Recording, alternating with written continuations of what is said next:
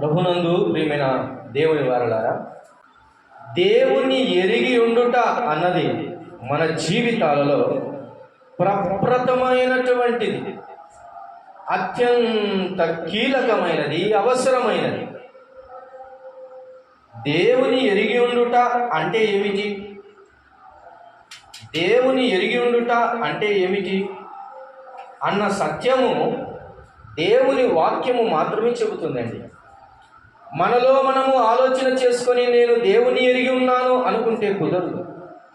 దేవుని వాక్యము సెలవిస్తుంది దేవుని ఎరుగుట అంటే ఏమిటి. ఈరోజు దేవుని నువ్వు ఎరిగి ఉన్నావా, దేవుని ఎరుగలేదా అన్న సత్యం ఈ మధ్యాహ్న కాల సమయంలో ఈ మాటలు వినుట వలన నీకు నాకు అర్థమవుతుంది. దేవుని ఎరిగినటువంటి వారు ఎలాగుంటారు అన్న సంగతి కంటే దేవుని ఎరుగుటకు అవసరమైన సంగతులు ఏమిటి, దేవుని ఎరుగుట అంటే ఏమిటి అన్న సంగతులను, దేవుని ఎరుగుటకు సహాయకరంగా ఉండే మాటలను మనము జ్ఞాపకం చేసుకున్నాం. దేవుని ఎరుగుట అంటే అనేక విషయాల మీద ఆధారపడి ఉన్నాయి. దేవుని సంపూర్ణంగా తెలుసుకొనుట అని కాదు, కానీ దేవుణ్ణి ఎరిగి ఉండుట అంటే ఆయనను రుచి చూడటమే అని అర్థం. యెహోవా ఉత్తముడని రుచి చూచి తెలుసుకొనుడి అనే మాట. ఆయనను తెలుసుకోవటం అంటే మన జీవితాలలో మనము రుచి చూసిన వారమై ఉండాలి. అయితే ప్రియులారా, మెట్టుకు కొన్ని దైవికమైన సంగతులను ఈ మధ్యాహ్నము జ్ఞాపకం చేసుకుంటాం. దేవుని ఎరుగుట అన్న సంగతులు దేని మీద ఆధారపడి ఉంటాయి అని మనం ఆలోచన చేస్తే ఒక 3 విషయాలు ఈ మధ్యాహ్నము జ్ఞాపకం చేస్తాను. అనేక విషయములు ఉన్నాను, ఒక 3 విషయాలు మన పాఠం కొరకై మనము నేర్చుకుందాం ప్రియులారా. చూడండి, మొదట ఆయనను ఎరుగుట అంటే ఆయన తత్వమును ఎరుగుట అనేది గుర్తుపెట్టుకోండి. ఏమి ఎరగాలి? ఆయన తత్వమును అంటే ఆయన ఏమై ఉన్నాడు అన్న సంగతిని ఆయనను మనము ఎరుగుట అనే భాగంలో మొదటి భాగం అవుతుంది. ఆయన తత్వం ఏమిటి అనే మాటను మనము జ్ఞాపకం చేసుకుందాం. చూడండి, అపోస్తలుడైన పౌలు తిమోతికి రాసిన మొదటి పత్రికలో 1వ అధ్యాయము 17వ వచన భాగాన్ని మనం చదువుకుందాం. చూడండి, తిమోతికి రాసిన మొదటి పత్రిక 1వ అధ్యాయము 17వ వచన భాగాన్ని చదువుకుందాం. చూడండి, సకల యుగములలో రాజయుండి అక్షయుడును అదృశ్యుడునగు అద్వితీయ దేవునికి ఘనతయు మహిమయు యుగ యుగములు కలుగును గాక. ఇక్కడ దేవుని 3 లక్షణాలు మనకు కనబడుతున్నాయి. దేవుని తత్వములలో 3 విషయాలు మనకు అర్థమవుతుంది. దేవుడు ఎలాగూ ఎగ్జిస్టెన్స్ అయి ఉన్నాడు అనే విషయాన్ని ఆలోచన చేసినప్పుడు 3 విషయాలు మనకు కనబడుతున్నాయి. ఒకటి, ఆయన ఏమై ఉన్నాడంటే అక్షయుడైన దేవుడుగా కనబడుతున్నాడు. ఒకటి, అక్షయుడైన దేవుడు. రెండవది, అదృశ్యుడైన దేవుడు. మూడవది, అద్వితీయుడైన దేవుడు అనే మాట మనము జ్ఞాపకం చేసుకుంటున్నాం. ప్రియులారా, మొదటిది ఆయన అక్షయుడు అనే మాట అర్థం చేసుకోవాలి. అనగా ఆయన క్షయమయ్యేవాడు కాదు అని అర్థం. ఒక బొమ్మను మనం నిలబెడితే అది ఒకనాడు తుప్పుబట్టో, ఒకనాడు కరిగిపోయో, విరిగిపోయో అది క్షయమవుతుంది. అలాగే మన దేహం చచ్చిపోతే మనల్ని పూడ్చిపెట్టినప్పుడు మన దేహం ఏమవుతుందండి? క్షయమైపోతుందండి. ఈరోజు ఉన్న ఈ సుందర రూపం రేపు మట్టిలో పెట్టినాక ఉండదు. అయితే దేవుని గురించి రాయబడిన మాట ఏంటంటే ఆయన అక్షయుడు, అనగా ఆయన క్షేమైపోయేవాడు కాదు అని అర్థం. ఆయన ఎప్పటికీ కూడా క్షేమైపోయేవాడు కాదు. ఒకప్పుడు ఒకలాగా ఉన్న దేవుడు ఇప్పుడు ఆయన క్షేమైపోయి ఇలాగయ్యాడు అనడానికి లేదు. ఆయన అలాగూ మార్పు చెందేవాడు కాదు అని అర్థం. ఆయన యుగ యుగములకు ఏకరీతిగా ఉన్నవాడు అని జ్ఞాపకం చేసుకోవాలి. ప్రియులారా, ఈరోజు ఆయన అక్షయుడు అన్న మాటలో నీకు ఇచ్చే ధైర్యం ఏంటో తెలుసా? అక్షయుడైన దేవుని నువ్వు ఎరిగితే, అక్షయుడైన దేవుని మీద విశ్వాసం ఉంచితే, ఒకనాడు నీవు కూడా అక్షయతను ధరించుకుంటావు. ఏం ధరించుకుంటాం? అక్షయతను ధరించుకుంటాం ప్రియులారా. ఒకసారి లేఖన భాగాన్ని కొరింథీయులకు రాసిన మొదటి పత్రిక 15వ అధ్యాయము 50వ వచనం నుంచి ఒకసారి చదువుకుందాం. చూడండి, 50వ వచనం నుంచి. సహోదరులారా, నేను చెప్పున్నదేమనగా రక్తమాంసములు దేవుని రాజ్యమును స్వతంత్రించుకొన నేరవు, క్షయత అక్షయతను స్వతంత్రించుకొనదు. ఇదిగో మీకు ఒక మర్మమును తెలుపుచున్నాను, మనమందరము నిద్రించము గాని నిమిషములో రెప్పపాటున కడబూర మ్రోగగా మనమందరము మార్పు పొందుదుము. ఘోరమ్రోగులు అప్పుడు మృతులు అక్షయులుగా లేపబడుదురు. మనము మార్పు పొందుదుము. క్షయమైన ఈ శరీరము అక్షయతను ధరించుకొనవలసి ఉన్నది, మర్త్యమైన ఈ శరీరము అమర్త్యతను ధరించుకొనవలసి ఉన్నది. ఈ క్షయమైనది అక్షయతను ధరించుకున్నప్పుడు, ఈ మర్త్యమైనది అమర్త్యతను ధరించుకున్నప్పుడు విజయమందు మరణము మృంగివేయబడినని వాక్యము, వ్రాయబడిన వాక్యము నెరవేరును. ప్రియులారా, మన శరీరము కూడా క్షయమయ్యే ఈ శరీరము ఒకనాడు ఆయన వచ్చినప్పుడు, తన పరిశుద్ధుల కొరకు ఆయన వచ్చినప్పుడు, బూర ఊదినప్పుడు, బూర మ్రోగగా మృతులు లేస్తారంట. మృతులు లేపబడినప్పుడు ఆ మృతతుల్యమైన ఆ శరీరము ఇప్పుడు ఏం ధరించుకుంటుంది? అక్షయతను ధరించుకుంటుంది. ప్రియులారా, ఒక తల్లి గర్భములో 9 నెలలు పిండము రూపము పోసుకొని బయటికి వచ్చినప్పుడు మనం అంటాం కదా, ఎంత సుందరంగా ఉన్నాడో, ఎంత బాగుందో ఈ పాప అని అంటున్నాం కదా. మనము ఒకనాడు చనిపోయిన తర్వాత తిరిగి లేచేటప్పుడు కూడా మరలా మనము ఒక అక్షయమైన శరీరాన్ని ధరించుకొని లేస్తాం ప్రియులారా. అది దేవుని వలన కలుగుతూ ఉంది. అప్పుడు ఇంకెంత సుందరమైన రూపం కలిగి ఉంటామో ఆలోచించి, దేవుడిచ్చే ఆ అక్షయ రూపాన్ని ధరించుకున్నప్పుడు మనము అక్షయత, అమర్త్యమైనటువంటి దానిని ధరించుకుంటాం. ఎందుకు అంటే అక్షయుడైన దేవుని దగ్గరికి వెళ్ళాలంటే అక్షయతను ధరించుకునే వెళ్ళాలి. అక్షయుడైన దేవుని దగ్గరికి క్షయమైన వారు వెళ్ళరు అని లేఖనం సెలవిస్తుంది. కనుక ఇవి రక్తమాంసములు దేవుని రాజ్యాన్ని స్వతంత్రించుకున్నారు. ఈరోజు దేవుని నువ్వు ఎరిగితే దేవుని లక్షణాల్లో మొదటి లక్షణం ఏంటిది? ఆయన అక్షయుడైన వాడు. అక్షయుడైన దేవుని నువ్వు విశ్వసిస్తే యుగాయుగములు నీవు కూడా అక్షయముగా ఉంటావు. అది దేవుని ఎరుగుట అంటే అది ప్రియులారా. రెండవ భాగం చూడండి, ఏమంటున్నాడు తిమోతికి రాసిన పత్రికలో? ఏమంటున్నాడు? ఆయన అక్షయుడును, రెండవది అదృశ్యుడు అని చూస్తాడు. ఎలాంటి వాడంట ప్రభు? అదృశ్యుడైనటువంటి దేవుడు. అదృశ్యుడు అంటే ఏమిటి? అదృశ్యుడు అంటే ఏమిటి? అదృశ్యుడు అనగా ఆయన మన కంటికి కనబడేవాడు కాదు. Invisible, he's immortal and he's invisible, is one and only God. ఆయన మన కంటికి కనబడేవాడు కాదు. అయితే మానవుని యొక్క లక్షణం ఏంటో తెలుసా? కంటికి కనబడితేనే దేవుడు అంటారు. మానవునికి దేవునికి ఉన్న వ్యత్యాసం, మానవాత్మకు దేవాత్మకు ఉన్న వ్యత్యాసం, మానవ సంబంధమైన భూలోక మనస్సుకు పర సంబంధమైన మనస్సుకు ఉన్న తేడా ఏమిటి అంటే, పర సంబంధమైన మనస్సు దేవుడు ఉన్నాడని నమ్మేస్తుంది కనబడకపోయినా కానీ. భూలోక సంబంధమైన మనస్సు దేవుడు నాకు కంటికి కనబడితేనే నమ్ముతా అంటది. అందుకే చాలామంది దేవుని నమ్మయ్యా అంటే వాళ్ళనే మొదటి ప్రశ్న ఏంటి చెప్పండి? దేవుడు నాకు కనబడితే నమ్ముతా అంటాడు. దేవుడు నీ కంటికి కనబడడు, కానీ నీ మనసుకు అర్థమవుతాడు. ఆయన కనబడని వాడు, ఆయన అదృశ్యుడు అన్నమాట. ఆయన అదృశ్యుడే కానీ ఆయన అదృశ్య లక్షణాలు మాత్రం దృశ్యమైనవి అని మనం జ్ఞాపకం చేసుకోవాలి. ఏమంటున్నాను? ఆయన అదృశ్యుడే కానీ ఆయన అదృశ్య లక్షణాలు మాత్రం దృశ్యమైనవని జ్ఞాపకం చేసుకోవాలి. చూడండి, రోమాపత్రిక 1వ అధ్యాయం, రోమిలకు రాసిన పత్రిక 1వ అధ్యాయం 20వ వచన భాగాన్ని మనము చదువుకుందాం. చూడండి, 20వ వచన భాగం 1వ అధ్యాయము 20వ వచన భాగం.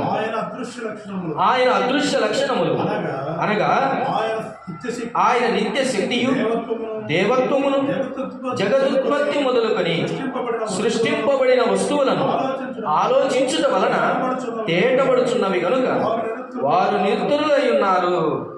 మరియు వారు దేవుని ఎరిగియు ఆయనను దేవునిగా మహిమపరచలేదు. ప్రియులారా, దేవుడు ఆయన అదృశ్యుడు అని ఎరిగితే ఆయనను ఎరిగినట్లుగానే ఆయనను మహిమపరచవలసిన వారమై ఉన్నాం. ప్రియులారా, దేవుడు అదృశ్యుడని ఎరిగిన వారు ఆయనను దృశ్య రూపమునకు మారుస్తే, ఒక విగ్రహం రూపమునకు మారుస్తే, కంటికి కనబడే రూపమునకు మారిస్తే ఆయన ఎరిగిన వారు ఆయనను ఉన్నది ఉన్నట్టుగా ఆరాధించలేదు అని అర్థం. ప్రియులారా, అందుకని పాత నిబంధన గ్రంథంలో ఇశ్రాయేలు ప్రజలైనటువంటి వారు ఆ యొక్క ఫరో యొక్క బానిసత్వంలో నుంచి, ఐగుప్తు యొక్క కాడిలో నుంచి, కింది నుంచి, ఆ భయంకరమైనటువంటి బానిస బ్రతుకుల్లో నుంచి దేవుడు ఫరోకు కఠిన హృదయాన్ని ఇచ్చి అనేక అద్భుతములు చేయించి వారిని అక్కడి నుంచి బయటకు తీసుకొని వచ్చి ఆ యొక్క ఫరో యొక్క రథముల నుంచి, ఫరో యొక్క అశ్వముల నుంచి తప్పించి, ఫరో యొక్క సైన్యము నుంచి తప్పించి ఎర్ర సముద్రమును 2 పాయలుగా చేసి ఆ ఎర్ర సముద్రము గుండా ఆరిన నేల మీద అవతలికి నడిపించిన దేవదేవుడు, అవతలికి దాటిన తర్వాత వారు దేవుని మరిచినటువంటి వారిగా ఉన్నారు. దేవుడు కనబడకపోయినా దేవుని అదృశ్య లక్షణాలు ఎక్కడ కనబడుతున్నాయంటే ఆశ్చర్యమైన కార్యాల్లో కనబడుతున్నాయి. ప్రియులారా, ఎర్ర సముద్రం చీల్చబడటం ఏమిటి, సముద్రము నేల ఆరిపోవడం ఏమిటి అని ఆలోచించే ఇంకిత జ్ఞానం వారికి లేదు. కానీ వారు బయటికి వచ్చిన తర్వాత మోసే దేవుడి దగ్గరకు కొండ మీదకి వెళ్ళి ముఖాముఖిగా ఆయనను ఎరిగి ఆయనతో మాట్లాడడానికి వెళితే, దేవుడు పిలిచిన ప్రకారం ఆయన కొండ మీదకి వెళితే కిందున్నటువంటి ప్రజలు ఏం చేస్తున్నారో తెలుసా? మోసే ఏమాయనో, దేవుడు ఏమాయనో, కనుక మనము ఆరాధించడానికి మనము ఒక విగ్రహమును చేస్తాం. అదృశ్య దేవుడు, అదృశ్య లక్షణాలు, అదృశ్య స్థితిగతులు ఆయన వారికి దృశ్య రూపంగా కనిపిస్తున్నప్పటికీ, చేస్తున్నప్పటికీ ఆయన మాత్రం కనబడలేదని చెప్పేసి మానవుని యొక్క ప్రకృతి స్వభావం ఏం చేసిందో తెలుసా? విగ్రహం చేసుకోవడానికి తయారైంది. ఏ మనసు అయితే దేవుని విగ్రహంలో చూడాలని ఆశపడుతుందో, ఈ విగ్రహంలో చూడాలని అనుకుంటుందో, ఆ మనస్సు ప్రకృతి సంబంధమైనదే కానీ అది పర సంబంధమైనది కాదు. ప్రియులారా, అందుకనే దేవుడు అంటున్నాడు, ఆ వారు ఆనాటి ప్రజలైన ఇశ్రాయేలీయులు దేవుని మహిమను ఎద్దు రూపమునకు మార్చిరి అని చూస్తూ ఉన్నారు. అలాగ మార్చడానికి వీలు లేదు. అయితే దేవుడు అదృశ్యుడే కానీ దేవుని లక్షణాలు, అదృశ్య లక్షణాలు మాత్రం మనకు కనబడుతున్నాయి. ఎలా కనబడుతున్నాయంటే ఇక్కడ చూడండి, నిత్య శక్తియు దైవత్వము. ఆయన అదృశ్య లక్షణాలలో దాగి ఉన్న రెండేమిటంట? నిత్య శక్తి, రెండవది దైవత్వము. అన్నది జగదుత్పత్తి మొదలుకొని సృష్టింపబడిన వస్తువులను ఆలోచించుట వలన తేటపరచబడుతున్నాయి. ప్రియులారా, ఒక మాట సైన్స్ ఈరోజు అంటుంది కదా, శక్తి అనేది ఒక రూపంలో నుంచి మరొక రూపంలోకి మార్చబడుతుందే కానీ శక్తి అనేది సృష్టింపబడదు అని చూస్తుంది. దానిని బట్టి అర్థమవుతుంది శక్తి అనేది ఒకటి ఉంది. ఒక వస్తువును ఇలా పైనుంచి వదిలేస్తే ఎందుకు అది భూమి మీదనే పడుతుంది అంటే, ఐన్స్టీన్ ఏం కనుగొన్నాడు? భూమికి ఏముందంట? ఆకర్షణ శక్తి ఉంది అని కనుగొన్నాడు. ఒక రాయి పైకి వేస్తే పైకి వెళ్ళటం లేదేంటండి, ఆ రాయి కిందనే ఎందుకు పడుతుంది అని ఆలోచన చేసినప్పుడు భూమికి ఏముందని కనుగొన్నాడు? గురుత్వాకర్షణ శక్తి ఉంది అని కనుగొన్నాడు. ఒక స్థాయిలోకి పైకి వెళ్ళిన తర్వాత భూమి యొక్క గురుత్వాకర్షణ శక్తి తగ్గిపోతుంది, అది శూన్యం అవుతుంది. ఆ స్థాయిలోకి వెళ్ళిన తర్వాత అక్కడ వస్తువులు తేలియాడుతాయి అని కూడా చెప్పారు. ఇలాంటి నిత్య శక్తిని గురించి మనం ఆలోచన చేస్తూ ఉన్నప్పుడు, ఎందుకండి ఆ చిన్న చిన్న వైర్లలో నుంచి వచ్చి ఈ ట్యూబ్ లైట్ వెలుగుతుంది, ఎందుకు ఇంత వెన్నెలిస్తుంది? ఆ చిన్న చిన్న వైర్లలో నుంచి ఎలక్ట్రాన్స్ పాస్ అయ్యి ఆ ఫ్యాన్ తిరుగుతూ మనకు చల్లని గాలి ఎట్లా ఇస్తుంది అండి? ఇలా ఆలోచన చేస్తే భూమి మీద ఉన్నటువంటి ప్రతి వస్తువులను గురించి ఆలోచన చేస్తే ఏమర్థమవుతుంది? దేవుని యొక్క అదృశ్య లక్షణాలు అర్థమవుతుంది. కనుక దేవుని నువ్వు ఎరిగి ఉన్నావు అని అంటే ఆయనను అదృశ్యునిగానే ఆలోచన చేస్తావు. అందుకని ఇంకో పరిభాషలో చెప్పడానికి ఒక స్త్రీకి అర్థమయ్యేటట్లు ఇలా చెప్పాడు చూడండి ప్రభువైన యేసుక్రీస్తు వారు యోహాను సువార్త 4వ అధ్యాయంలో. అర్థం కావటానికి ఒక స్త్రీతో మాట్లాడుతూ ఇలాగన్నాడు, దేవుడు ఏమై ఉన్నాడు అని ఆలోచన చేయడానికి ఆయన అదృశ్య లక్షణాన్ని జ్ఞాపకం చేసుకొంచు ప్రభువైన యేసుక్రీస్తు వారు ఇలాగ సెలవిస్తున్నాడు. 22వ వచనం 4వ అధ్యాయం 22వ వచనం 23వ వచనం మనం చదువుకుందాం చూడండి. తండ్రి కోరుచున్నాడు, దేవుడు ఆత్మ గనుక ఆయన ఆరాధించు వారు ఆత్మతోనూ సత్యముతోనూ ఆరాధించాలి. ప్రియులారా, దేవుడు ఏమైనాడంట? దేవుడు ఆత్మ గనుక. ఆత్మ గనుక ఏమండి? మనం ఇలా ప్రశ్న వేస్తున్నాం. మనము అనగా ఎవరమండి? మనలో ఏముంది? మనలో ఆత్మ ఉంది. మన ఆత్మ మనకి ఎప్పుడైనా కనిపించిందా? మన ఆత్మని మనకు కనపడకపోతే దేవుని ఆత్మ కనపడుతుందా? మరి దేవుని ఆత్మ నాకు కనపడింది, దేవుని ఆత్మను నేను చూశాను, దేవుని ఆత్మ నాకు కనపడ్డాడు అన్నోళ్ళని ఏమనాలండి? దేవుని అదృశ్య లక్షణాలు వాడికి అర్థం కాలేదని చెప్పాలి. కనుక దేవుడు కనబడకపోయినా ఆయన అదృశ్య లక్షణాలు మాత్రం మనకు అర్థమవుతాయి కూడా. అందుకని ఆయన అదృశ్యుడు అని ఆయన అదృశ్య లక్షణ ప్రభావం నీకు అర్థమైతే నువ్వు ఒక మాట నమ్ముతావు. ఏంటో తెలుసా? ఆయన ఇప్పుడు మన మధ్యలో కూడా ఉన్నాడన్న. ఆయన అదృశ్యుడు అని నమ్మితే ఆయన మన మధ్యలో ఇప్పుడు ఉన్నాడు అని నమ్ముతుంది. తెలుసు ఉన్నాడా లేదండి? ఉన్నాడు నిశ్చయంగా. మరి ఉంటే మనలో భయం ఉందా? మనలో భయం ఉందా? మన ప్రభు పక్కనే ఉన్నాడని, మన ప్రభు పక్కనే నిలబడ్డాడు, మనతో పాటు వాక్యం వింటున్నాడు, మనతో పాటు మాట్లాడుతున్నాడు అని నువ్వు స్పృహ కలిగి ఉంటే భయం ఉందా? ఆయన అదృశ్యుడని, ఆయన అసలే లేడని అనుకోవడం వేరే, ఆయన అదృశ్యుడే కానీ మన మధ్యలో ఉన్నాడని నమ్మితే మన భక్తికి ఆధారము అదేనండి, మన భక్తికి బలము అదేనండి. ఆయన లేడు అనుకుంటే పాపం చేస్తాం, ఆయన లేడు అనుకుంటే ఇష్టానుసారంగా జీవిస్తాం. ఆయన ఉన్నాడనే స్పృహలో కనుక మనం బ్రతికితే ప్రియులారా భక్తిలో ముందుకు సాగిపోతాం. ఒకటి, ఆయన అక్షయుడని చూసాం, ఆయన అదృశ్యుడని చూసాం. మూడో భాగం అంటున్నాడు చూడండి, ఆయన అద్వితీయుడు. తిమోతి పత్రికలో ఏం చెబుతున్నాడు? 1:17లో ఆయన అద్వితీయ దేవుడు అని చూస్తున్నాం. అద్వితీయుడు అనగా ఏమిటి? అద్వితీయుడు అనేది, అద్వితీయుడు అనగా ద్వితీయం లేనివాడు అని, అనగా ఆయన తప్ప ఇంకొక దేవుడు లేడని అర్థం. ఆయన ఎవరు? ఆయన అద్వితీయమైన దేవుడు అండి. ఆయన అద్వితీయమైన దేవుడు, ఆయన తప్ప వేరొకరు లేరు. ఇప్పుడు చెప్పండి, ఎవరు ఆయనను ఎరిగిన వారు అంటే ఆయన ఒక్కడే దేవుడని ఎరిగిన. ఎవరండి ఆయనను ఎరిగిన వారు? ఆయన ఒక్కడే అని ఎరిగిన వారు, ఆయనను ఎరిగిన వారు. ఆయన అక్షయుడు అని ఎరిగిన వారు, ఆయన అదృశ్యుడు అని ఎరిగిన వాడు, ఆయన అద్వితీయుడు అని ఎరిగిన వాడే నిజమైన దేవుని బిడ్డ. కొంతమంది అంటారు, యేసు ప్రభువును నమ్ముకున్న కూడా తమ బంధువులు సేవించే దేవతలను దేవుళ్ళను కూడా ఏమంటారో తెలుసా? అందరున్నారులే అంటారు. అందరున్నారు అంటే నువ్వు యేసు ప్రభువును నమ్మడం ఎందుకు? యేసు ప్రభును అలాంటి స్వభావం ఉంటే దయచేసి యేసు ప్రభువును నమ్మొద్దు అంతే. యేసుక్రీస్తునందు విశ్వాసం ఉంచిన వాడవైతే, దేవుని విశ్వసించి రక్షణ పొందాలనుకుంటే నువ్వు నమ్మవలసినటువంటి ప్రాథమికమైన సంగతి ఏమిటంటే ఆయన అద్వితీయుడు అంతే. ఆయన అద్వితీయుడైనటువంటి దేవుడు. అందుకని యేసు ప్రభు వారు కూడా ప్రార్థన చేస్తూ దేవలక్షణమును ఆయన జ్ఞాపకం చేస్తూ ఇలా అంటాడు.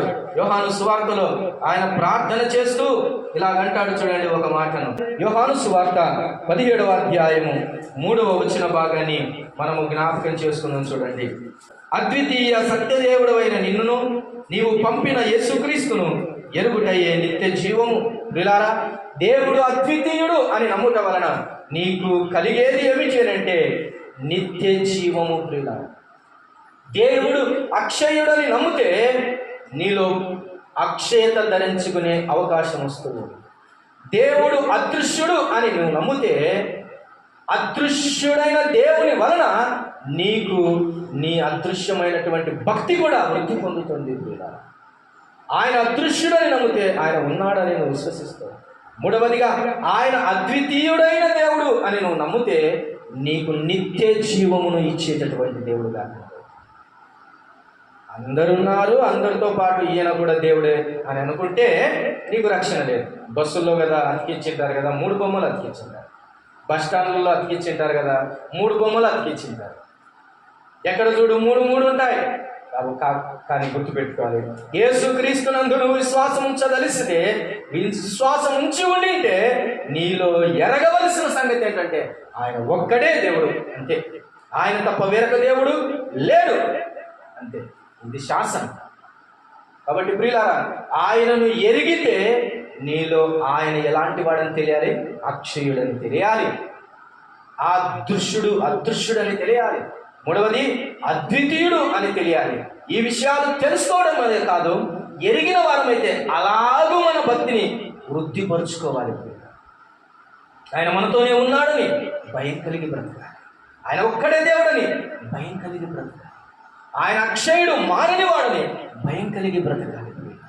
ఆయనను ఎరిగితే అలాగుంటుంది. అలాగైతే ఆయనను ఎరిగిన నీవు ఇలాంటి సంగతులు ఇంకా చాలా ఉన్నప్పటికీ ఈ సంగతులను నువ్వు ఎరిగి ఉంటే గనక నీలో ఏం కనబడుతుందో తెలుసా? ఇప్పుడు రండి పాఠం దగ్గరికి.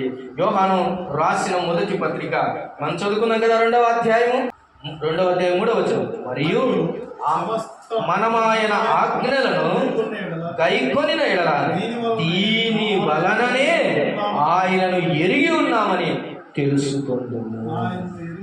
ఆయనను ఎరిగి ఉన్నామని చెప్పుకొనొచ్చు ఆయన ఆజ్ఞలను గైకొనని వాడు అబద్ధికుడు, వానిలో సత్యము లేదు. ఇలాంటి లక్షణాలు నీలో ఉంటే, ఆయనను ఎరిగి ఉన్నాను అనే లక్షణము నీలో ఉంటే నువ్వేం చేస్తావో తెలుసా? ఆయన ఆజ్ఞలను పాటిస్తావు. ఆయన ఇట్లా చెప్పాడు అనుకోండి, ఏమని?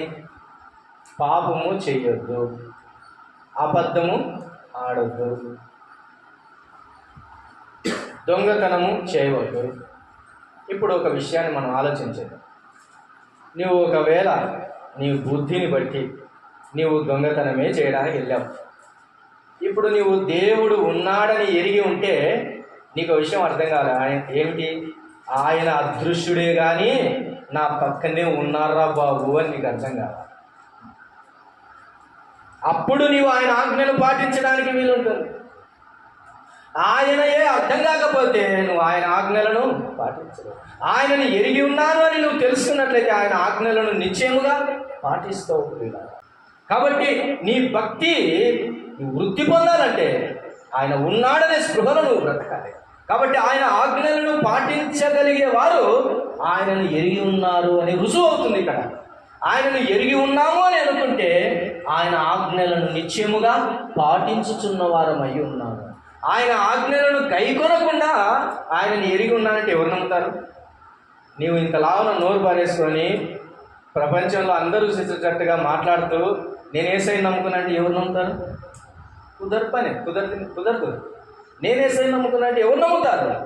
నువ్వు ఆ యేసయ్యను నమ్మావని రుజువుపరచబడాలంటే ఆ సమయంలో ఆయన ఆజ్ఞకు లోబడి నీ నోటిని మూసుకుని, దేవుడు ఎలాగ మన కొరకు శ్రమను అనుభవించినప్పుడు మౌనంగా గొర్రెపిల్ల వలె ఉన్నాడో అలాగూ నీవు కూడా జాగ్రత్తగా నీ నోటిని, నీ మాటను, నీ విధానాన్ని, నీ ప్రవర్తనను ప్రపంచమందు కనపరుచుకునే విధంగా నువ్వు ఆయన ఆజ్ఞలను పాటించడం వలన ఆయనను ఎరిగి ఉన్నావని రుజువుపరచబడుతుంది. లేకపోతే ఆయనను నీవు ఎరగలేదు. ఒక ఉదాహరణ చూద్దాం చూడండి. ఆయనను ఎరగలేదు అనడానికి, కొంతమంది ఆయనను ఎరగలేదు అనడానికి ఒక ఉదాహరణ చూద్దాం చూడండి. సమూయేలు మొదటి గ్రంథం 2వ అధ్యాయం 12వ వచనాన్ని చూడండి. 12వ వచన భాగాన్ని చూడండి. దేవుని ఎరుగుట అంటే ఏమిటి? మందిరంలో వచ్చి కూర్చోవడమేనా? దేవుని ఎరుగుట అంటే ఏంటి? దేవుని పాటలు పాడటమేనా? దేవుని ఎరుగుట అంటే ఏమిటి? దేవుని కార్యాలు చేస్తే సరిపోతుందా? అట్లా చేసిన వాళ్ళు ఉన్నారు, అంతకంటే బాగా చేసిన వాళ్ళు ఉన్నారు. వారిని గురించి దేవుని వాక్యం ఏం చెప్తుంది చూడండి. సమూయేలు మొదటి గ్రంథం 2వ అధ్యాయం 12వ వచన భాగాన్ని చదువుకుందాం. ఏలీ కుమారుడు యెహోవాను ఎరగని వారై మిక్కిలి దుర్మార్గులై ఉండిరి. ప్రియులారా, ఏలి ఎవరు మనకు తెలుసు, యాజకుడు. ఏలి కుమారులు ఎవరో తెలుసు మనకు, వారు కూడా యాజకులే. తండ్రి యాజకత్వం చేస్తున్నాడు దేవుని దగ్గర, యాజక పని చేస్తున్నాడు దేవుని దగ్గర, యాజక పని చేస్తూ దేవుని పూజ చేస్తున్నాడు. అలాంటి తండ్రి కుమారులైన ఏలి కుమారులు కూడా దేవుని దగ్గర సేవ చేస్తున్నారు. కానీ వారిని గురించి రాయబడిన మాట ఏంటి? వారు యెహోవాను ఎరగని వారు అని రాయబడింది. ఎరగని వారై దుర్మార్గులైరి. చాలా మంది కుటుంబాలలో, క్రైస్తవ కుటుంబాలలో కూడా, దేవుని పిల్లల కుటుంబాలలో కూడా పిల్లలు సరైన రీతిగా నడవకపోవడానికి కారణం ఏంటో తెలుసా? నువ్వు మందిరానికి పోయినంత మాత్రాన వారు దేవుని ఎరిగిన వారు కాదు, వారి హృదయంలో సబ్జెక్ట్ లేదు. దేవుడు అదృశ్యుడు, అక్షయుడు, అద్వితీయుడు. ఆయన కోపగించుకునేవాడు, దీవించేవాడు, ఆయన శిక్షించేవాడు, రక్షించేవాడు అన్న దేవుని స్వభావము ఎరుగక వారు పాడైపోతున్నారు. మందిరానికి వస్తే సరిపోతుందిలే నువ్వు అనుకుంటున్నావు, వయసు వచ్చినప్పుడు బాప్తిసం ఇస్తే సరిపోతుందిలే నువ్వు అనుకుంటున్నావు, దేవుని మందిరానికి వెళ్ళి కుర్చీలు ఎత్తితే సరిపోతుందిలే నువ్వు అనుకుంటున్నావు.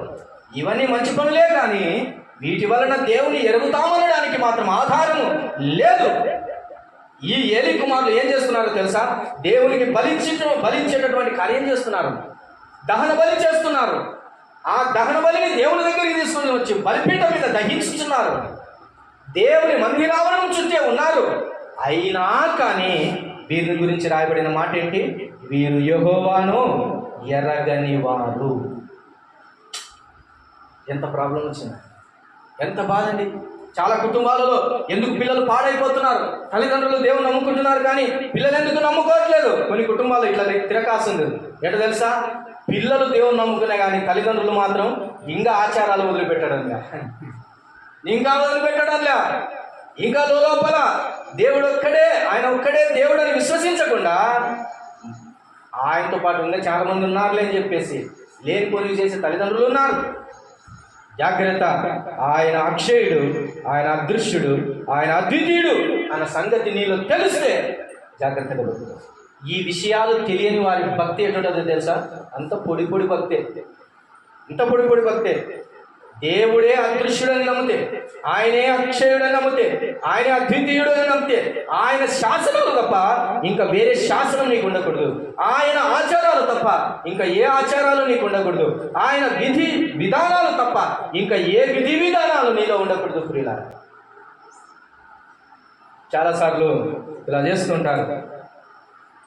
చెప్పొచ్చు చెప్పకూడదు, కానీ రీసెంట్గా చాలా వర్షిప్ చేసే ఒక పెద్ద సిస్టర్, మంచి వర్షిప్పర్ అంటారు, చాలా పరిచర్య చేసే ఆ సిస్టర్, వారు ఇతరుల ఆచారాల ప్రకారంగా ఏమంటారు మన భాషలో? ఒడి బియ్యం అంటుంటారు. ఏం బియ్యం? మా ఎక్కువలు కూడా నన్ను అడిగినారు, వాళ్ళు దేవుని నమ్మకలే, నేను దేవుని నమ్ముకున్నా. ఒరే మాకు ఒడి బియ్యం పోయాలా అన్నారు. నువ్వు మోస్తా అంటే సంచి బియ్యం పెడతాను. ఒడి బియ్యం పోయాను, సంచి బియ్యం పోస్తాను. నువ్వు మోస్తే తప్పితే చెప్పు. వీడన్నిటిని తిరగాసేసి మాట్లాడతాడు అని. నా దేవుడు చెప్పండి నేను చేయండి అంతే. ఇంతవరకు అలా నిలబడ్డాను కాబట్టే ఆయన ఎత్తుకుంటూ వస్తున్నాడు. ఆయనను ఎరిగిన వారు అని ఎవరిని గురించి చెబుతామంటే ఆయన ఆజ్ఞలను పాటించేవారు. ఆయన ఆజ్ఞలను కాకుండా అన్నీ పాటించుకుంటూ ఆయనను పాటిస్తున్నాను, ఆయనను ఎరిగి ఉన్నానంటే ఎవరికి చెబుతావు నీ కబుర్లు? ఎవరికి చెబుతావు నీ యొక్క సోది కబుర్లు? నేటికి క్రైస్తవులు అనబడినటువంటి వారు బోరేయాలంటే ఈశాన్యంలోనే పడాల్సిందే, నైరుతిలోనే వేయాల్సిందే. ఇక్కడి మాటలు మాట్లాడినావంటే నీవు ఆయనను ఎరగలేదు ఇంకా సంపూర్ణంగా. యెహోవా సన్నిధిలోనే ఏమంటే మాంసం పట్టుకున్నప్పుడు అని అర్థం లేదు. నేను ఎవరికి పూజ చేస్తున్నానని ఏలి కుమారులు బలి అర్పిస్తున్నప్పుడు పొగలు వేసుకున్నప్పుడు అని అర్థం కాదు. ఆ మందిరము యెహోవా దేవుని మందిరం అని తెలియదు. ధర్మశాస్త్రం చదువుతున్నావే, మోషే ధర్మశాస్త్రం, దేవుని మందిరం అని తెలియదు. కానీ వారిని గురించి రాయబడిన మాట, వారు యెహోవాను ఎరగని వారు. అంతే, దేవుడు నిన్ను తీర్పు తీరుస్తాడంటే. ఆయన న్యాయాధిపతి. అందుకని ఎవరు దేవుని ఎరిగిన వారు? లేఖనం సెలవిస్తుంది, ఆయన ఆజ్ఞలను వాటి గైకొనిన వారే ఆయనను ఎరిగిన వారు. ఒకటి, ఆయనను ఎరగాలంటే ఆయన తత్వమును ఎరగాలి. రెండవ మాట నేను చెప్పి ముగిస్తున్నాను, 2-3 మాటలు అన్నాను. మొదటి మాట ఆయన తత్వమును చూసాం, రెండవది ఆయన మనస్సు ఎరగాలి. 2వ అధ్యాయము ఫిలిప్పీయులకు రాసిన 4వ వచన భాగాన్ని మనం చూద్దాం. మీలో ప్రతివాడును తన సొంత కార్యములను మాత్రమే కాక ఇతరుల కార్యములను కూడా చూడవలెను. క్రీస్తు యేసునకు కలిగిన ఈ మనస్సు మీరును కలిగి ఉండి ఆయన దేవుని స్వరూపము కలిగిన వాడయుండి దేవునితో సమానంగా ఉండుట విడిచిపెట్టకూడని భాగ్యమని ఎంచుకొనలేదు, మనుషుల పోలిక కాబట్టి. చాలు ప్రియులారా, ఒక్క మాట ఇట్లా అనుకున్నాం చూడండి. క్రీస్తు యేసుకు కలిగిన ఈ మనస్సు మీరు కలిగి ఉండండి. దేవుని మనస్సు ఎరగాలి. ఎవరి మనస్సు ఎరగాలి? దేవుని మనస్సు ఎరగాలి. ఒక ఆమె అంటే, ఒక తల్లికి ఇలా భావన ఉంటుంది, ఒరే నేనేంటో నీకు అర్థం కావాలంటే నేను నిన్ను ఎంత ప్రేమించానో నా మనస్సు నీకు ఉంటే అర్థమవుతుందిరా అని తల్లి అంటుంది. ఒక కుమారుడు సరిగా చూసుకోలేకపోతే, ఒక కుమారుడు తన తల్లిని ప్రేమించకపోతే, తన తల్లి లోపల ఎప్పుడూ ఒక విషయాన్ని ఆలోచన చేస్తుంది. ఏంటో తెలుసా? వీడిని నేను చిన్నప్పుడు ఎంత బాగా ప్రేమించానా, నేను ఎంత జోక చేశానా, ఎంత నేను వీడిని ఆదరించానే, కానీ వీడు నన్ను ఇప్పుడు అలా చూసుకోవట్లేదే. కారణం ఏంటి అంటే, ఆ తల్లికి ఆ కుమారుని మీద ఉన్న మనస్సు ఆ కుమారునికి ఆ తల్లి మీద లేదు మనస్సు. అందుకనే ప్రభు అంటున్నాడు, క్రీస్తు యేసుకు కలిగిన ఈ మనస్సు మీరును కలిగి ఉండండి. దేవుని మనసేంటో తెలుసా? యేసుక్రీస్తు మనసేంటో తెలుసా ప్రియులారా? ఆయన తను తాను ఆలోచన చేసుకోలేదు. తను తాను ఆలోచన చేసుకుంటే ఎక్కడ ఉండేవాడు? పరలోకంలోనే ఉండేవాడు. తను తాను ఆలోచన చేసుకుంటే ఏ రూపంలో ఉండేవాడు? దేవ రూపంలోనే ఉండేవాడు. ఏ పోలికలో ఉండేవాడు? దేవ పోలికలోనే ఉండేవాడు. సమీపింపని తేజస్సులో తండ్రితో పాటు వసింపబడుతూ ఉండేవాడు. కానీ ఆయన ఏం చేశాడు తెలుసా? నా కోసమే కాదు నా రూపములో నేను పుట్టించుకున్న, నేను కన్న నా బిడ్డలు, నేను రూపించుకున్న నా ప్రజలైనటువంటి మానవులను నేను ప్రేమించాలి కదా అని చెప్పి దేవుడు లోకమును ఎంతో ప్రేమించాను అని చెప్పేసి ఆయన భూలోకానికి మన కొరకు దిగి వచ్చాడు. ఇది ఆయన మనస్సు. ఆయన ప్రేమయున్నాడు, ఆయన కరుణా సంపన్నుడు, ఆయన జాలిగల దేవుడు, అత్యంత కృపగల దేవుడు, ఆయన కనికర సంపన్నుడు. ఆయన మనల్ని చూసి, మన బాధలను చూసి ఆయన తట్టుకోలేని వాడండి. ఇది ఆయన మనస్సు. అందుకని క్రీస్తు యేసుకు కలిగిన ఈ మనస్సు మీరు కలిగి ఉండండి. మనకు కూడా ఆయన మనస్సు ఉంటే మనం కూడా ఏమాలోచించింది తెలుస్తా? మన గురించి మాత్రమే కాదు, ఎవరి గురించి ఆలోచిస్తాం? ఇతరులను గురించి కూడా ఆలోచన చేస్తాం. అందుకని ఆజ్ఞలో ఉన్నటువంటి ఆజ్ఞ, ప్రధాన ఆజ్ఞలలో ఒకటైనది, నిన్ను వలే నీ పొరుగు వారిని ప్రేమిస్తున్నామా? నిన్ను వలే నీ పొరుగు వారిని ప్రేమిస్తున్నామా? ఈ మనస్సు నీకుందా? నా స్టాటస్ ఇదండి, నేను ఎందుకు తగ్గుతా? అలాగైతే యేసు ప్రభుకున్న మనసు ఏంటో తెలుసా? ఆయన ఉన్నత సింహాసనమును విడిచిపెట్టి భూమి మీదకి వచ్చాడు. ఆయనకి ఏం కర్మ? కన్యక గర్భంలో పుట్టడానికి ఏం కర్మ అండి ఆయనకు? ఎందుకు ఆ కర్మ వచ్చింది? మన భాషలో మాట్లాడుతారు. ఎందుకు ఆ పశువుల తట్టులో పరుండుకోవాలి? ఎందుకు ఆ జన్మ మధ్యలో బ్రతకాలి? ఆ నీచమైన మనుషుల మధ్యలో ఎందుకు బ్రతకాలి? కానీ ఆయన మనసు ఏంటో తెలుసా? ఎదుటివాన్ని ప్రేమించాడు. అందుకని ఆయన తను తాను రిక్తునిగా చేసుకున్నాడు, దిగి వచ్చాడు లోకానికి. ప్రియులారా, అందరూ సొంత కార్యములనే మాత్రమే కాక ఇతరుల కార్యములను కూడా చూడవలెను. అప్పుడే దేవుని మనసు ఏంటో మనకు అర్థమవుతుంది. నా మట్టుకు నేను బ్రతుకుతే చాలు, నేను తింటే చాలు, నేనుంటే చాలు, ఇంతే నీ జీవితం అనుకుంటే ఎన్నడూ దేవుని మనసు నీకు అర్థం కాదు. ఆయనను ఎరుగుట అంటే ఆయన తత్వమును ఎరగాలి. రెండవది ఆయన మనస్సు ఎరగాలి. 3వ మాటలు చూపిస్తాను. రాజుల మొదటి గ్రంథం 8వ అధ్యాయము. This the last point. రాజుల మొదటి గ్రంథం 8వ అధ్యాయం 43వ వచన భాగాన్ని చదవండి, చూద్దాం ఒకసారి. రాజుల మొదటి గ్రంథం 8వ అధ్యాయము 43వ వచన భాగాన్ని చదువు. ఆకాశమును నీ నివాస స్థలమందు నీవు విని పరదేశులు నిన్ను వేడుకొను దాని ప్రకారము సమస్తమును అనుగ్రహించుము. అప్పుడు లోకములోని జనులందరూ నీ నామమును ఎరిగి ఇశ్రాయేలీయులకు ఈ జనుల వలననే నీ యందు భయభక్తులు కలిగి నేను కట్టించిన ఈ మందిరములకు. ప్రియులారా, ఇక్కడ అర్థమవుతుందా? నీ నామమును ఎరిగి ఇశ్రాయేలుల వలె ఇతరుల జనులు కూడా, అన్య జనులు కూడా నీ యందు భయభక్తులు కలిగి ఉంటారు అని అంటున్నారు. ఒకటి, ఆయన తత్వం ఎరగాలి, ఆయన అదృశ్యుడు, అక్షయుడు, అద్వితీయుడని. రెండవది, ఆయన మనస్సు ఎరగాలి, ఆయన తను తాను తగ్గించుకొని నిన్ను వలె నీ ఎదుటివాడిని ప్రేమించాలన్న వచన భాగాన్ని నెరవేర్చడానికి మన కొరకు బలయ్యాడనే విషయాన్ని మనం అర్థం చేసుకోవాలి.